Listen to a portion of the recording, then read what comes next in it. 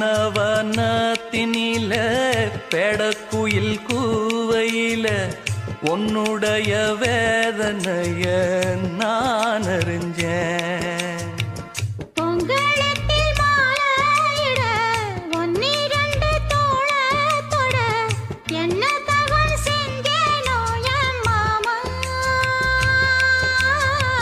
வண்ணக்கிளி கைய தொட சின்ன சின்ன கோலமிட உள்ள மட்டும் வழியே நானே